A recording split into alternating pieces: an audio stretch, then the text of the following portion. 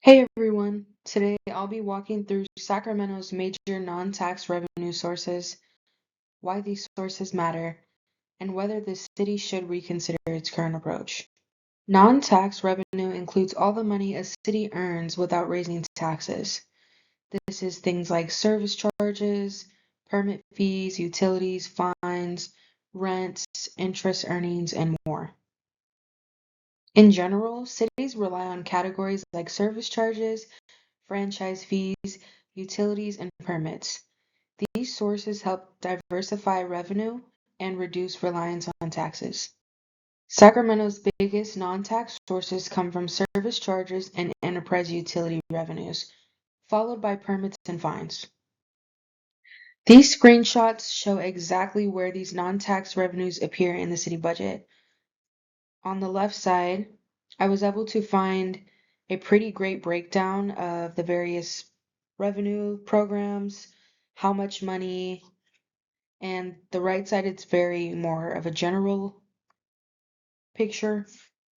Um, Left side found 108 to 109 of the Sacramento FY 24-25 budget.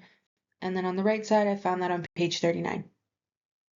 So when I was able to look at that last screenshot from the last page, I was able to break down the budget and I found that the enterprise funds stand out as some of the most important and stable sources of revenue for Sacramento.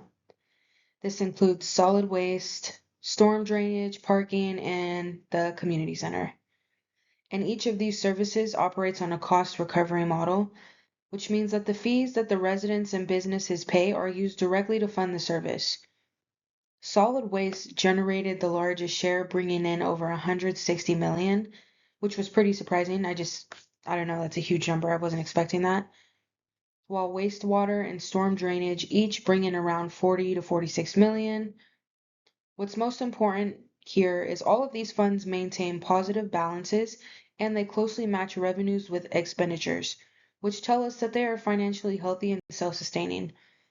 This is the major reason the city relies so heavily on enterprise revenues. They provide predictable, service-based income without increasing taxes. I wouldn't recommend any major changes, but I think there is a little bit of room for Sacramento to possibly improve equity and maybe even look into increasing rental or franchise revenue to diversify further.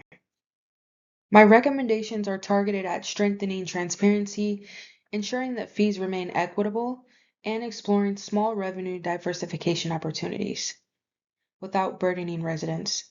But overall, I was really impressed with the revenue that Sacramento is bringing in.